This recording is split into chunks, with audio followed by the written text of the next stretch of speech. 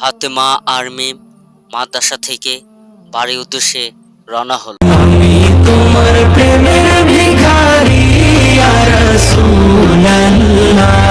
আসসালামু আলাইকুম। ওয়ালাইকুম আসসালাম ফাতেমা। আচ্ছা, তোমরা কি মাদ্রাসা থেকে এসেছো? তাহলে তোমাদেরকে ইসলামিক ছোট্ট একটা গল্প শোনাবো, শুনবে? আচ্ছা হুজুর বলেন। আচ্ছা, ফাতেমা হিজাব পরে আছে, কিন্তু তুমি হিজাব পরো নাই।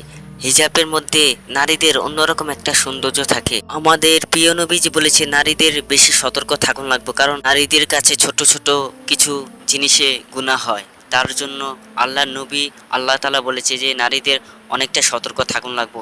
যেমন ফাতেমা হিজাব পরেছে, তুমি হিজাব পরো নাই, এটা হলো ইসলামিক অঙ্গ হারাম। তাহলে এখন থেকে তুমিও ফাতেমার মতন হিজাব পরে রাস্তায় বাইরে হবা।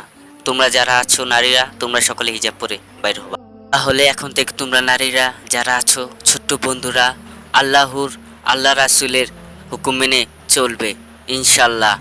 আর নিজে লজ্জার স্থান ঢেকে রাখবে, হিজাব পরে বাইরে বের হবে ইনশাল্লাহ। ছোট্ট বন্ধুরা, আমাদের গল্পটা কেমন লেগেছে সকলেই জানাবে, আর আমাদের চ্যানেলটা সাবস্ক্রাইব করে দিবেন সকলে। আপনাদেরকে শেখানোর জন্যই ইসলামিক ভিডিও আমাদের করা ইনশাল্লাহ। ছোট্ট বন্ধুরা, ভাইরা যারা আছেন সকলে চ্যানেলটা সাবস্ক্রাইব করে দিবেন, আর আমাদের ভিডিও পেতে চ্যানেলটা সাবস্ক্রাইব করে দিবেন ইনশাল্লাহ। আর সকলে 5 ওয়াক্ত নামাজ পড়বেন ইনশাল্লাহ।